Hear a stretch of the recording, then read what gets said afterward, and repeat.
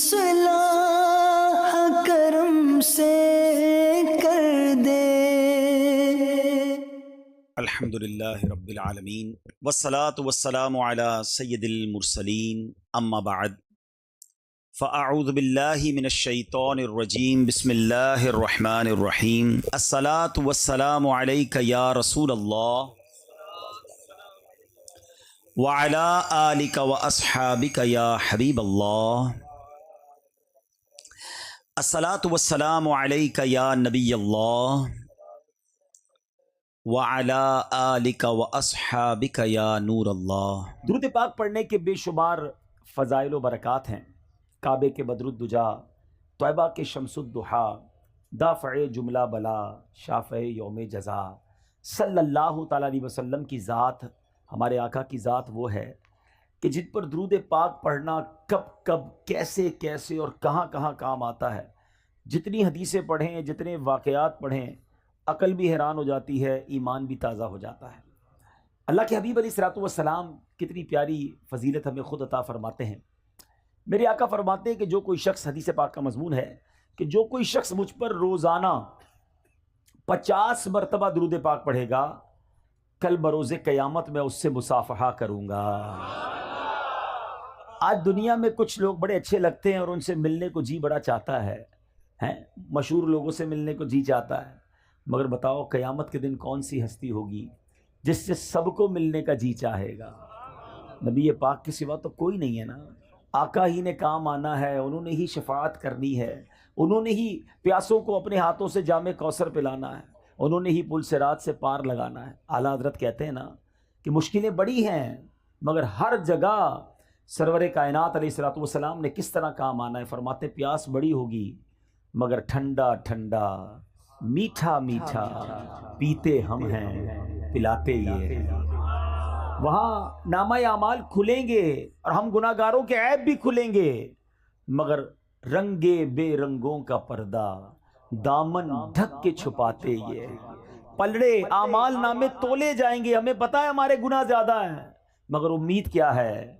اپنے کرم سے ہم حلقوں کا پلہ بھاری بناتے یہ ہیں۔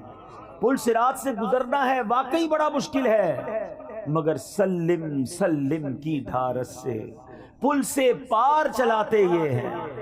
ماں بھی بھول جائے گی، باپ بھی نہیں پہچانے گا، مگر دلاسا یہ ہے کہ ماں جب اکلوتے کو چھوڑے آ آ کہہ کے بلاتے یہ ہیں۔ باپ جہاں بیٹے سے بھاگے لطف وہاں فرماتے یہ ہیں۔ کہاں کہاں نبی پاک قیامت کے دن کام آئیں گے، کرم فرمائیں گے۔ کتنا خوش نصیب ہوگا وہ شخص جس کی ملاقات نبی پاک سے روز قیامت ہو جائے۔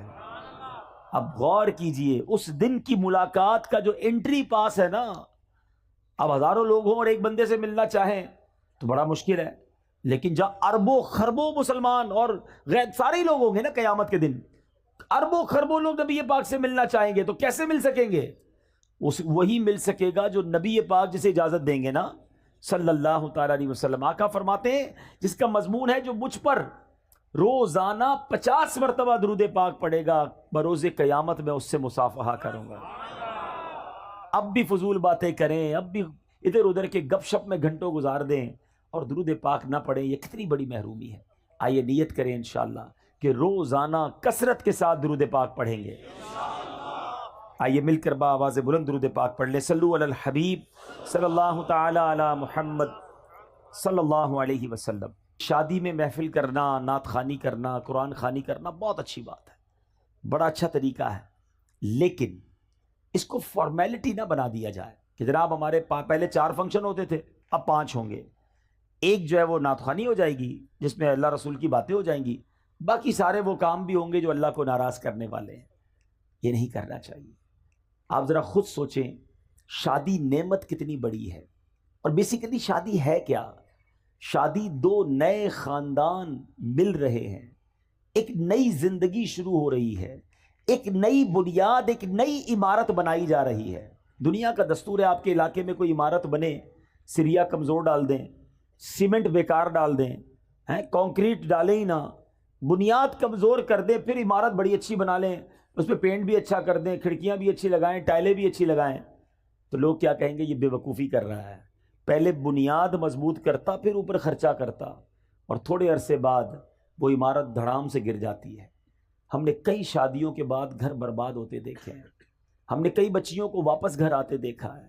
ہم نے روزانہ لڑائی جھگڑے ہوتے گھروں میں دیکھے.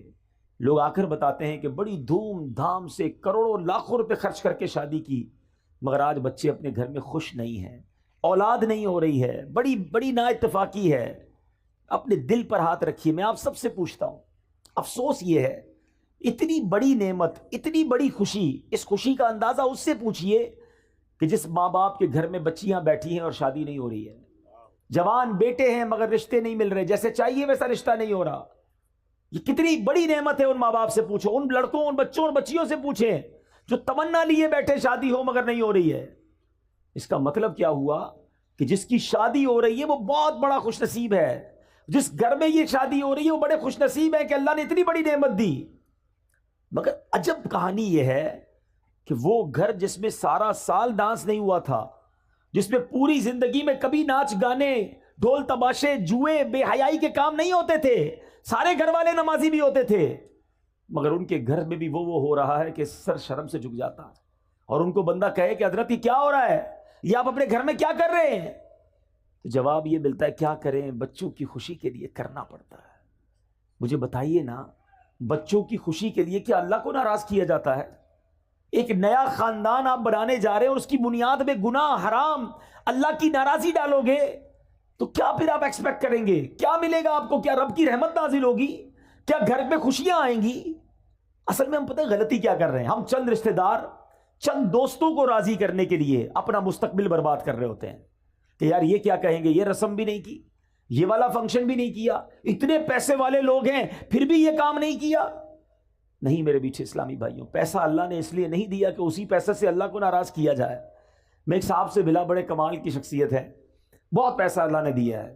کہتے ہیں میں جب بھی بچوں کی شادی کرتا ہوں نا، یہ الٹے سیدھے فنکشن پہ خرچ نہیں کرتا، پیسے بچاتا ہوں اور اپنے بچوں کی شادی کے ساتھ 12 غریب بچوں کی بھی شادیاں کرتا ہوں. کرو نا خرچ اگر ایسے کرنا ہے تو.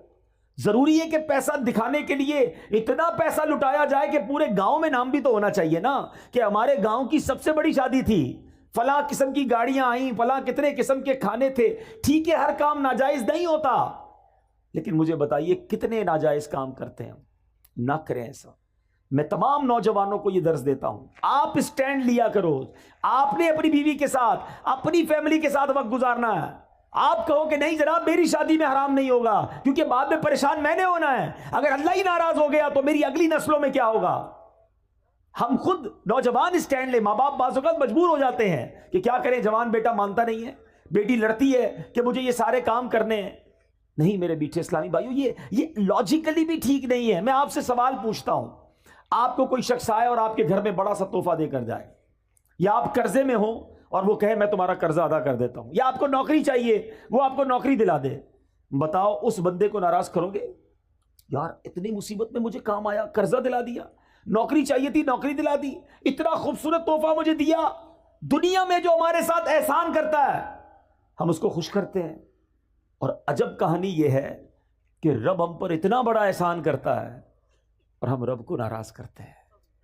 یہ عقل میں بھی نہ آنے والی بات ہے. سچ بات یہ ہے کہ گھر میں اگر رب خوشی دینا، ہم صدقہ بڑھائیں، ہم سجدے بڑھائیں، ہم خیرات بڑھائیں، ہم دعائیں بڑھائیں کہ یا اللہ تیری رحمت سے تو نے یہ خوشی دی ہے، مالک اس میں اب برکت ڈال دینا، اے اللہ یہ خوشیاں باقی رکھنا، اے اللہ ان خوشیوں کو نظر نہ لگ جائے، اے اللہ زوال نعمت سے بچانا. ارے رب کی طرف سے عطا ہو تو ہمارے سجدے اور شکر بڑھنے چاہیے. مگر عجیب لوگ ہیں ہم کہ وہ عطائیں بڑھاتا ہے، ہم خطائیں بڑھاتے ہیں. وہ عطائیں بڑھاتا ہے، ہم اللہ کو ناراض کرنے والے کاموں میں لگ جاتے ہیں. تھوڑے پیسے ہوتے ہیں نا، کسی کے پاس غریب ہوتا ہے، تھوڑے گناہ ہوتے ہیں کیونکہ گناہ کرنے کے لیے پیسے ہی نہیں ہوتے. روز دعا کرتا ہے یا اللہ مالدار کر دے، پیسے والا کر دے، اور اللہ نے اگر مال میں برکت ڈال دی اب کیا کرتا ہے؟ اور گناہ کرتا ہے. اب تو مزہ آیا، اب تو پیسے آئے، اب ارمان پورے کروں گا، اس لیے دیے تھے رب نے پیسے. ارے اللہ نے پیسے دیے تو تم صدقے بڑھاتے نا، غریبوں کی مدد کرتے، سجدے بڑھاتے. خدا را میرا پہلا درس یہی ہے، جس خاندان میں شادی ہو رہی ہے، میں آپ کا بھائی ہوں، میں آپ کا بھلا چاہتا ہوں، آپ کی آگے کی زندگی میں بھی آپ خوشحال رہے یہ چاہتا ہوں، اور خوشحال وہی رہے گا جس سے رب راضی ہے۔ مجھے جواب دیجئے خوشیاں دینے والا کون ہے؟ جواب دو نا، کون خوشیاں دینے والا ہے؟ عزت دینے والا کون ہے؟ اولاد دینے والا کون ہے؟ برکت ڈالنے والا کون ہے؟ رزق میں فراوانی کرنے والا کون ہے؟ جب سب دینا اللہ نے ہے اور میں اللہ ہی کو ناراض کر رہا ہوں، کتنی بے وقوفی والی بات ہے۔ جس سے لینا ہے اسے ناراض کر رہے ہیں دوسروں کے لیے کہ ذرا خاندان میں نام بڑا ہو جائے، ذرا گاؤں میں ٹور بن جائے ہماری۔ نہ کیا کرو ایسا، جس سے رب راضی ہے اللہ اس سب کو راضی کر دے گا۔ آپ رب کو راضی کرنے کی فکر کیا کرو، ہمیشہ اپنی ہر خوشی میں بھی رب کو یاد کرو، اللہ کے حبیب کو یاد کرو۔ غم میں بھی ہماری ایک لمٹ ہے، ہماری باؤنڈری ہے، شریعت ہمیں باؤنڈری دیتی ہے۔ بڑا پیارا مذہب ہے ہمارا، خوشی منانے کا بڑا پیارا انداز ہے۔ خوشی منائیے، کس نے منع کیا؟ اچھا کھانا پکائیں، کھلائیں، سب کو کھلائیں، لباس جائز پہنے، اوکے، مگر اس لیے مہنگا لباس پہنوں کہ دوسروں کو غریب دکھاؤں، دوسروں پہ تکبر کروں، یہ اجازت نہیں ہے۔ اسی طرح غم میں آپے سے باہر ہو جاتے ہیں لوگ، اللہ نہ کرے کسی کی میت ہو جائے، ایسا آل فال بکتے ہیں، ایسی باتیں منہ سے نکالتے ہیں کہ بندہ گھر میں میت تھی، بڑا واقعی پرابلم ہے، مگر ایمان چلا گیا یہ تو اس سے بھی بڑا پرابلم ہے نا، ایمان سے بھی ہاتھ دھو بیٹھتے ہیں۔ تو خدارا اپنے آپ کو قابو میں رکھا کرو، چاہے خوشی ہو چاہے غم ہو۔ ہم مسلمان ہیں، ہماری کچھ شرعی باؤنڈری ہے، اس کے اندر رہ کر ہی خوشی بھی منائیں، اور اس کے اندر رہ کر ہی ہمارا جو بھی غم کا معاملہ ہے اس کو پورا کرنا چاہیے۔ بہرحال میں رب سے دعا کرتا ہوں کہ مولا جو پیچھے گناہ ہو گئے معاف فرما دے، اور آئندہ زندگی تیری رضا والے کاموں میں گزارنا نصیب فرما، خوشی میں بھی ہمیں تجھے راضی کرنا نصیب فرما، اگر کوئی تکلیف بھی آئے تو ہمیں صبر کرنا نصیب فرما۔ اچھی عادتیں سیکھو۔ نبی پاک فرماتے ہیں رجب اللہ کا مہینہ ہے، شعبان میرا مہینہ ہے، اور رمضان میری امت کا مہینہ ہے۔ بڑے پیارے مہینے کنٹینیو سیکوینس کے ساتھ آ رہے ہیں، گویا رحمتوں کی برسات آ رہی ہے۔ کیا پیاری بات ایک بزرگ فرماتے ہیں سال جو ہے نا وہ درخت کی مانند ہوتا ہے، year like a tree، رجب اس کے پتے ہیں، رجب اس کے پتے ہیں، شعبان اس کی شاخیں ہیں، اور رمضان اس کا پھل ہے۔ پتے لگنے کا وقت آ گیا ہے، تیاری کرو، عبادت کی تیاری کرو، توبہ کی تیاری کرو، اللہ کو راضی کرنے کی تیاری کرو۔ علامہ صفوری رحمۃ اللہ تعالی علیہ کا کتنا پیارا فرمان ہے، کہتے ہیں رجب بیج بونے کا مہینہ ہے۔ آپ تو یہاں گاؤں میں فصلیں وغیرہ ہوتی ہیں نا، کھیتی باڑی بھی جانتے ہوں گے، پہلے کیا کرتے ہیں، بیج ڈالتے ہیں، پھر پانی ڈالتے ہیں، کھاد وغیرہ ڈالتے ہیں، پھر انتظار کرتے ہیں کہ یا اللہ فصل اگ جائے۔ کیا پیاری مثال دی، فرمایا رجب بیج بونے کا مہینہ ہے، شعبان ان بیجوں پر پانی ڈالنے کا مہینہ ہے، اور رمضان فصل کاٹنے کا مہینہ ہے۔ فرماتے جو رجب میں عبادت کا بیج نہیں بوئے گا، شعبان میں ان بیجوں پر اپنے آنسوؤں سے آبیاری نہیں کرے گا، وہ رمضان میں رحمت کی فصل کیسے کاٹے گا؟ رجب کی پہلی رات آتی ہے نا، اس رات سبحان اللہ جو دعا مانگی جائے اللہ کی رحمت سے قبول کی جاتی ہے۔ اور رجب کے پہلے روزے کے بارے میں نبی پاک نے فرمایا رجب کا پہلا روزہ 3 سال کے گناہوں کا کفارہ ہے، دوسرا روزہ 2 سال کا کفارہ، تیسرا روزہ 1 سال کا کفارہ، اور ہر دن کا روزہ 1 ماہ کا کفارہ ہے۔ تو اتنا برکت والا مہینہ، اس کا مطلب کیا ہے؟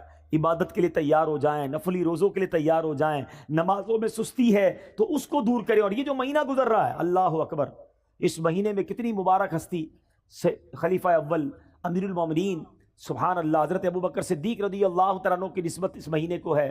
اس سیدنا ابوبکر صدیق کے بارے میں چند باتیں عرض کر کے، کیونکہ بیان میں بہت لمبا چوڑا نہیں کر سکوں گا، تو 2-3 باتیں کر کے انشاءاللہ اپنی گفتگو ختم کرتا ہوں۔ حضرت ابوبکر صدیق رضی اللہ تعالیٰ عنہ کی کیا شان تھی، کیونکہ عادتوں پر بات ہو رہی ہے، مینرز پر بات ہو رہی ہے، اخلاق کیسے ہونے چاہیے، کن بری باتوں سے بچنا ہے۔ صدیق اکبر رضی اللہ تعالیٰ عنہ ایک بار نبی پاک علیہ الصلوۃ والسلام نے کمال کی بات فرمائی۔ آقا فرماتے اچھی خصلتیں 360 ہیں، اچھی عادتیں 360 ہیں، اور اللہ تعالیٰ جب کسی سے بھلائی کا ارادہ فرماتا ہے اس کی ذات میں ایک خصلت پیدا فرما دیتا ہے اور اسی کے سبب اسے جنت میں داخل کر دیتا ہے۔ یہ بہت بڑی بات ہے کہ اچھی عادتیں اندر ہوں، گناہوں سے بچے انسان۔ اب صدیق اکبر رضی اللہ تعالیٰ تو کمال ہے نا، سوال کیسا کر لیا، کہا حضور کیا کوئی ایسا بھی ہے جس کے پاس یہ ساری 360 خصلتیں ہوں؟ ایک خصلت جیسے ملے اللہ اسے جنت دے دیتا ہے، حضور کوئی ایسا بھی ہے کہ جس کے اندر یہ 360 خصلتیں موجود ہوں؟ نبی پاک فرماتے ہیں اے ابو بکر تمہارے اندر یہ ساری خصلتیں موجود ہیں۔ اللہ، ایسے ہی نہیں پیار کرتے ہم صدیق اکبر رضی اللہ تعالیٰ عنہ سے۔ نبی پاک کے ایسے خلیفہ، ایسے ساتھی ہیں کہ یار غار بھی تھے اور یار مزار بھی ہیں، آج بھی سنہری جالیوں میں نبی پاک کے ساتھ موجود ہیں۔ اب جس شخصیت کے بارے میں میرے آقا فرمائے کہ ابو بکر ساری 360 خصلتیں تمہارے اندر موجود ہیں، تو ان کے اخلاق تو اب زیادہ پڑھنے چاہیے نا، کہ کیا ایسی خصلتیں ہیں۔ یا میں ایک اور بات ایڈ آن کر دوں، میرے بہت سارے اسلامی بھائی بیٹھے ہیں، دعوت اسلامی والے بھی بیٹھے ہیں، اور بھی نیک نمازی داڑھی والے امامے والے نظر آ رہے ہیں۔ نارملی ایک اور ہماری جناب معلومات کی کمی بتا رہا ہوں، اور ہمارے عمل کی کمی بھی بتا رہا ہوں۔ آج کسی داڑھی امامے والے یا مذہبی حلیے والے سے کہو نا بھائی آپ سنتوں پر عمل کرتے ہیں، کہتا بالکل جناب میں سنتوں کا پیکر، چلتا پھرتا سنتوں کا پیکر۔ اچھا جناب ذرا سنتیں بتائیے کتنی ہیں؟ اب اس نے سنتیں بتانی ہیں، امامہ پہننا سنت ہے، داڑھی سنت ہے، تیل لگانا سنت ہے، کنگھا کرنا سنت ہے، سیدھے ہاتھ سے کھانا سنت ہے، بسم اللہ پڑھنا سنت ہے، سلام کرنا سنت ہے، مسکرانا سنت ہے، اور چپل سیدھے پاؤں پہ پہننا سنت ہے، کپڑا سیدھے ہاتھ سے پہننا سنت، اور بتائیے 10 12 15 اور بتائیے۔ That's it. ہمیں 15 17 20 سنتوں سے زیادہ سنتیں پتہ نہیں ہیں، اور ہم کہتے ہیں میں سنتوں کا پیکر ہوں۔ جناب علماء نے اپنی کتابوں میں 400 سے زیادہ نبی پاک کی سنتیں لکھی ہیں، اور اب سنو میں بتاتا ہوں چند سنتیں، میری جو پوائنٹ ہے اس کو سمجھیے گا۔ ہم نے نبی پاک کے سراپے کی سنتیں تو جو نظر آتی ہیں وہ تو چلیں اپنا لی، بڑی اچھی بات ہے، مگر سچ بولنا بھی سنت ہے، وعدے پورے کرنا بھی سنت ہے، قرض وقت پر لوٹانا بھی سنت ہے، پڑوسی کا خیال رکھنا بھی سنت ہے، بچوں پر شفقت کرنا بھی سنت ہے، بڑوں کا ادب کرنا بھی سنت ہے، اپنی ازواج اپنی فیملی کے ساتھ نرمی کا برتاؤ کرنا بھی سنت ہے، اپنے غلام اور اپنے خادموں کی غلطی پر معاف کرنا بھی سنت ہے، بدلہ نہ لے کر جانی دشمنوں کو معاف کرنا بھی سنت ہے، ارے غریب آئے جو آئے اسے عطا فرمانا، سخاوت کرنا بھی سنت ہے، اپنے پیٹ پر پتھر باندھ کر اپنے صحابہ کو روٹی کھلانا بھی سنت ہے۔ ان سنتوں پر کون عمل کرے گا؟ ہے داڑھی رکھ لی، امامہ پہن لیا اور کاروبار میں جھوٹ بولتے ہیں؟ یہ صرف سراپے کی سنتیں اپنا کر ہم سمجھ رہے ہیں ہم سنتوں کے پیکر ہو گئے۔ جس نے سنتیں سراپے کی سجائیں اس پر اب زیادہ ذمہ داری ہے کہ اب کردار کی سنتیں بھی اپنائے، ورنہ لوگ کہیں گے کہ دیکھو امامہ پہن کر داڑھی رکھ کر نمازیں بھی پڑھتا ہے اور یہ حرام کام کرتا ہے، سود کا کاروبار کرتا ہے، جھوٹ بولتا ہے، قرض واپس نہیں لوٹاتا ہے، گھر والے پریشان ہیں کہ بیوی پر ظلم کرتا ہے، ماں باپ کا ادب نہیں کرتا ہے، بچوں پر سختی کرتا ہے۔ کیا یہ نبی پاک کی سنتیں نہیں؟ تو خدا را اے میرے میٹھے اسلامی بھائیوں، ہاتھ جوڑ کر اپنے بیٹھے اس لیے سمجھا رہا ہوں کہ یقیناً داڑھی رکھنا سنت ہے، یقیناً امامہ پہننا سنت ہے، سنت کا لباس ہم نے اپنایا، اب لوگ ہم میں نبی پاک کی جھلک دیکھنا چاہتے ہیں، کردار مصطفیٰ کی برکتیں دیکھنا چاہتے ہیں۔ تو سنتیں بہت ساری ہیں، اور کردار کی سنتیں کون اپنائے گا؟ تو خدا را ضرور امامہ ہو، ضرور داڑھی ہو، ضرور نمازیں ہو، نماز کا نشان بھی ہو، مگر بات ہو تو سچ ہو، زبان سے انگارے نہ نکلیں، زبان سے تانے نہ نکلیں، زبان سے کانٹے نہ نکلیں کہ جو بات کرے اس کا دل چھلنی ہو جائے۔ ارے جو آپ سے بات کرے اس کو ایسے پھول ملے کہ دل مہک اٹھے، ہے پیسے دے تو وقت پر واپس ملے، اسے کاروبار کرے تو سچی چیز ملے، اپنا نقصان برداشت کر لینا، کیونکہ اب داڑھی رکھی ہے تو ذمہ داری زیادہ ہے کہ میری وجہ سے کسی اور کو نقصان نہ ہو۔ آستینے چڑھا کر سنتوں کا لباس پہن کر بات کرنے والے سے کون محبت کرے گا؟ اور میں سچ بتاؤں دل جلتا ہے کہ اس طرح کے کردار کے جس کے اندر کردار کی خامیاں ہوتی ہیں وہ پھر نبی پاک کی سنتوں کے خلاف لوگ بات کرتے ہیں، مذہبی لوگوں کے خلاف بات کرتے ہیں کہ دیکھو مذہبی لوگ ایسے ہوتے ہیں۔ آپ میرے اپنے ہیں اس لیے میں دل کی بات کر رہا ہوں۔ صدیق اکبر کے اس واقعے سے پتا چل رہا ہے کہ نبی پاک نے فرمایا 360 خصلتیں ہیں جو اچھی عادتیں ہیں، کہاں ہیں ہمارے اندر؟ اب آؤ میں بتاتا ہوں صدیق اکبر کے اندر کیسی کیسی عادتیں تھیں۔ آپ زمانہ جہلیت میں بھی، ابھی اسلام کہ نبی پاک نے اعلان نبوت ہی نہیں کیا تھا، اس دور میں بھی کبھی زندگی میں صدیق اکبر نے جھوٹ نہیں بولا۔ صدیق، آپ کا لقب پہلے ہی صدیق مشہور تھا، ہر بات سچ کہتے تھے۔ آپ بھی اگر صدیق بننا چاہتے ہیں نا، سبحان اللہ، وہ مقام صدیقیت تو اور ہے، سچ بولنے والا، سبحان اللہ۔ حدیث پاک سناتا ہوں، نبی پاک علیہ الصلوۃ والسلام فرماتے ہیں کہ بندہ سچ بولتا رہتا ہے. حدیث پاک کا مضمون ہے سچ بولتا رہتا ہے, سچ بولتا رہتا ہے, یہاں تک کہ اللہ کی بارگاہ میں صدیق لکھ دیا جاتا ہے. ہمیشہ سچ بولنے والا لکھ دیا جاتا ہے. اور بندہ جھوٹ بولتا رہتا ہے, جھوٹ بولتا رہتا ہے, جھوٹ بولتا رہتا ہے, یہاں تک کہ اللہ کی بارگاہ میں کذاب لکھ دیا جاتا ہے. اس سے بڑا بد نصیب کون ہے جو دنیا میں رہے اور اللہ کی بارگاہ میں کذاب لکھا ہوا ہو. بزرگ بیٹھے ہیں, پہلے کے دور میں لوگ کبھی کبھی جھوٹ بولتے تھے, اور اب تو ایسا لگتا ہے کبھی کبھی سچ بولتے ہیں. بات بات پر جھوٹ. کدھر رہتے ہو؟ جھوٹ. کیا کرتے ہو؟ جھوٹ. کچھ اور ہی بتانا ہے نا. کیسے بتاؤں شادی وال میں رہتا ہوں, گاؤں میں رہتا ہوں, او بھائی میں تو فلاں بڑے شہر میں کوٹھی ہے میری تو بڑے بڑے کارخانے ہیں. پتہ چلا لگاتا ٹھیلا ہے, بتاتا کارخانے ہیں. اپنے سٹیٹس بتانا ہے نا. میں فلاں پوری دنیا گھوم کر آیا ہوں, گجرات سے باہر نکلا نہیں ہے. لیکن ذرا اپنا روب بھی تو جمانا ہے نا. کیوں جھوٹ بولنا ہے؟ کیوں لوگوں کو راضی کرنے کے لیے اللہ کو ناراض کرنا ہے؟ اچھا پھر ایک اور الگ کہانی ہے کہ جناب چٹکلے سنانے کے لیے, لطیفے جس کو کہتے ہیں, ہنسانے کے لیے, کامیڈی کرنے کے لیے جھوٹ بولنا ہے. یاد رکھو حدیث پاک کا مضمون ہے کہ جو ہنستے ہنستے گناہ کرے گا قیامت کے دن روتے روتے جہنم میں ڈالا جائے گا. تم لوگوں کو راضی کرنے کے لیے جھوٹ بول رہے ہو, لوگوں کو راضی کرنے کے لیے, کامیڈی کرنے کے لیے, لوگوں کو خوش کرنے کے لیے اللہ کو ناراض کر رہے ہو. حدیث پاک کا مضمون ہے کہ جو ایک جھوٹ بولتا ہے بندہ, اس کے منہ سے اتنی بدبو نکلتی ہے کہ رحمت کا فرشتہ 1 میل دور چلا جاتا ہے. اتنے جھوٹ بولے. اب کوئی لوگ ملتے کہتے ہیں گھر میں برکت ہی نہیں ہے, بیماری دور نہیں ہوتی ہے, کاروبار میں برکت نہیں ہے, گھر میں لڑائی جھگڑے بہت ہیں. کدھر سے رحمت آئے گی؟ تم نے جھوٹ اتنے بولے کہ رحمت کے فرشتے سارے دور کر دیے. نہیں میرے میٹھے اسلامی بھائی, صدیق اکبر ہمارے سروں کے تاج, ہم ان کے غلام. ذکر تو بڑے شوق سے سنتے ہو, ان کی باتوں پر عمل کب کریں گے؟ آؤ آج نیت کریں, کچھ بھی ہو جائے ہم نے انشاءاللہ ہمیشہ سچ بولنا ہے. شیطان ڈالے گا دماغ میں کہ جناب تم سچ بولو گے تو تمہارا مال کیسے بکے گا, دوسرے لوگ جھوٹ بول کے بیچ دیں گے, دوسرے لوگ آگے بڑھ جائیں گے. ابے کسی کو نہیں دیکھنا ہے. یاد رکھو کونوا مع الصادقین, سچوں کے ساتھ ہو جاؤ.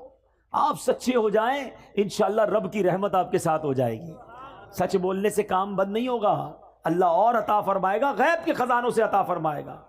صدیق اکبر رضی اللہ تعالیٰ عنہ کی باتیں تو اتنی ہیں سبحان اللہ کہ میں ساری رات ہی بیان کرتا رہوں. ایک اور بات کر کے اپنی گفتگو کو ختم کرتا ہوں, اور یہ بھی گاؤں گوٹھوں میں بہت زیادہ پائی جاتی ہے, اس لیے میں اس خصلت کو, اس عادت کو, یہ بھی سنت ہے, اور لیکن اس سنت پر عمل کرنے والے شاذ ملتے ہیں. صدیق اکبر رضی اللہ تعالیٰ کا ایک معمول تھا کہ مدینے کی جو بچیاں تھیں وہ خلیفہ بننے سے پہلے 3 سال تک ہر سال آپ کے پاس آتی, اور محلے کی بکریاں, اپنی بچیاں جو ہے بکریاں لے کر آتی, تو تقریباً ہر دوسرے دن آتی تھی اور کہتی حضور ہماری بکریوں کو آپ دودھ دھو دیجئے. صدیق اکبر رضی اللہ تعالیٰ کو دودھ نکال کے دیتے. اب آپ بن گئے خلیفہ, امیر المومنین, ہیڈ آف اسٹیٹ. آج کے لفظ میں آپ تو اس مملکت کے ہیڈ تھے نا. اب ان بچیوں نے آ کر کہا کہ حضور پہلے تو آپ دودھ نکال دیتے تھے, اب تو آپ خلیفہ بن گئے ہیں, اب تو آپ دودھ نہیں نکالیں گے. آپ نے فرمایا کیوں نہیں, بکریاں لے آیا کرو, میں اب بھی تمہیں دودھ دھو دیا کروں گا. مدینے کی بچیاں بکریاں لاتی. صدیق اکبر رضی اللہ عنہ خلیفہ بن چکے تھے, پھر بھی ان بچیوں کا دودھ دھویا کرتے تھے. حضرت عمر فاروق کے بارے میں آتا ہے, یہ کیسے لوگ تھے؟ کہتے کہ میں ایک بوڑھی عورت کے گھر پر بیچاری پریشان تھی, تو کبھی کبھی جا کر اس کے گھر کے کام کاج کر دیا کرتا, صفائی کر دیا کرتا, چیزوں کو ٹھیک کر دیا کرتا. ایک بار گیا تو بوڑھی عورت نے کہا کہ پہلے ہی سارا کام ہو گیا ہے, گھر صاف ستھرا تھا, ایوری تھنگ مینج. کہ کون آیا تھا؟ کہ پتہ نہیں کون آیا تھا, کوئی آیا تھا اور آ کے کر کے چلا گیا. اچھا دوسرے دن گئے, پھر گھر کا کام پہلے ہو گیا. تیسرے دن گئے, پھر گھر کا کام حضرت عمر سے پہلے ہو گیا, عمر فاروق رضی اللہ عنہ سے پہلے. کہتے کون ہے جو مجھ سے پہلے آ کر گھر کے سارے کام کر جاتا ہے؟ اب ایک رات حضرت عمر فاروق کہتے ہیں میں دن میں آ کر چھپ جاؤں گا. اب آ کر شام کو چھپ گئے, دیکھا کہ خلیفۃ المسلمین امیر المومنین حضرت ابو بکر صدیق تشریف لائے. اس بوڑھی عورت کے گھر میں جھاڑو لگایا, اس کے کپڑے اور اس کے سارے کام کاج ٹھیک کیے, اور اس کے بعد تشریف لے گئے. کیا سیکھنے کو ملا؟ کہ خلیفہ بننے کے بعد بھی عاجزی کا پیکر ہیں, انکساری کا پیکر ہیں, ڈاؤن ٹو ارتھ ہیں. اور آج ہمارا کیا حال ہے؟ تھوڑے پیسے مل جائیں, تھوڑی نمبرداری مل جائے, کسی ملک کا ویزا لگ جائے, او ہو پھر تو ہمارا اسٹائل ہی الگ ہے نا. پہلے محلے میں کوئی جانتا نہیں تھا، آج تھوڑا نام پاکستان میں مشہور ہو جائے پھر تو انداز ہی بدل جاتا ہے. بندہ مالدار ہو کر آج کل یہ ہو گیا غریب رشتہ دار کو پہچاننا چھوڑ دیتے ہیں کہ میں کیسے بتاؤں یہ میرا چاچا ہے، یہ بیچارہ پگڑ باندھے والا، یہ دیہاتی آدمی میں کسی کو کہوں گا میرا ابا ہے، میرا چاچا ہے، تو لوگ مذاق اڑائیں گے. استغفر اللہ. یہ سیکھا ہم نے، یہ اسلام کی تعلیمات ہے. یقین کرو میرے بیچ اسلامی بھائیوں، تکبر ایسا گناہ ہے، اللہ کو اتنا ناپسند ہے کہ روایتوں کا مضمون ہے کہ متکبر کو قیامت کے دن چوٹیوں کی شکل میں لایا جائے گا اور لوگ مسل مسل کر اس کے اوپر سے گزر رہے ہوں گے. تکبر ہی تو کیا تھا شیطان نے. حضرت آدم علیہ السلام کے سامنے دیکھ کر کیا کہا تھا؟ انا خیر من، میں اس سے بہتر ہوں. اے اللہ تو نے اس کو مٹی سے بنایا، مجھے آگ سے بنایا ہے. ایک تکبر کیا اور اللہ کی بارگاہ سے مردود قرار دے دیا گیا. آج یہاں روز تکبر کرتے لوگ، کہتے ہیں یہ گاؤں کے لوگ ہیں، یہ غریب لوگ ہیں، میں پیسے والا، میں وڈیرا، میں چودھری، میں نمبردار، میرے پاس بڑی گاڑیاں، میری بڑی کوٹھی، میرے ملازم ہیں. ٹھیک ہے، پہلے زمانے میں بھی غریب تھا، ان کے ساتھ چارپائی پہ بیٹھ کر چائے پی لیتا تھا، اب میرا سٹیٹس نہیں ہے. خلیفۃ المسلمین ہے اور بچیوں کی بکریوں کا دودھ دھو رہے ہیں. اگر عروج پانا ہے نا اللہ کی بارگاہ میں تو یاد رکھنا کہ دانا خاک میں مل کر گلے گلزار ہوتا ہے. کبھی تکبر نہ کرنا، کیونکہ اللہ تبارک و تعالیٰ جب چاہے تمہارا یہ مال واپس لے لے گا، جب چاہے یہ عزت واپس لے سکتا ہے. ان اللہ علی کل شیء قدیر وتعز من تشاء وتذل من تشاء. وہ جسے چاہے عزت دے، جسے چاہے ذلیل فرمائے. تو میرے میٹھے اسلامی بھائیوں، سیکھو کہ ہم نے کبھی تکبر نہیں کرنا ہے. اگر مال دیا اللہ نے دیا ہے، ہمیں اور جھک جانا ہے. کہتے نا وہ درخت جھکا ہوا ہوتا ہے جس میں پھل لگے ہوئے ہوتے ہیں، تو جھک کر رہیے، عاجزی کا پیکر رہیے. سیکھیے اپنے بزرگوں سے، اپنے اسلاف سے کہ وہ کتنا بھی بڑا مرتبہ ہو جاتا تھا وہ عاجزی کا پیکر رہتے تھے. آج ہاتھ ملانا پسند نہیں کرتے. ایک اور بات بتا دوں، یہ جو غریب رشتہ دار ہیں نا، جی ہاں، رشتہ دار ہماری اصل ہیں، کبھی انہیں مت بھولنا. ان کا بڑا مرتبہ ہے. عام مسلمان کو صدقہ دو تو ایک ثواب ہے. احادیث کا مضمون ہے اگر کوئی اپنے رشتہ دار کو صدقہ دے اس کو ڈبل ثواب ملتا ہے. ایک صدقے کا ثواب، ایک رشتہ داری نبھانے کا ثواب.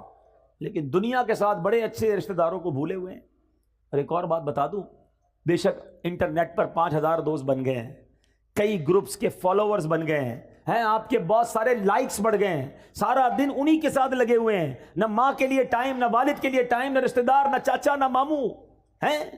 جب بیمار پڑو گے نا بستر پر تو وہ 5000 فرینڈز جو انٹرنیٹ پہ بنائیں، کوئی بھی بستر کے کنارے کھڑا نہیں ہوگا. وہی بھائی، وہی بہن، وہی ماموں، وہی چاچا، یہی لوگ کام آئیں گے. مرنے کے بعد بھی انہوں نے ہمیں یاد کرنا ہے. خدارا ان کی قدر کرو اور کبھی ان کا دل نہ توڑو. اور پھر عاجزی کا پیکر بن کر رہیں. جو تکبر کرتا ہے وہ برباد کر دیا جاتا ہے.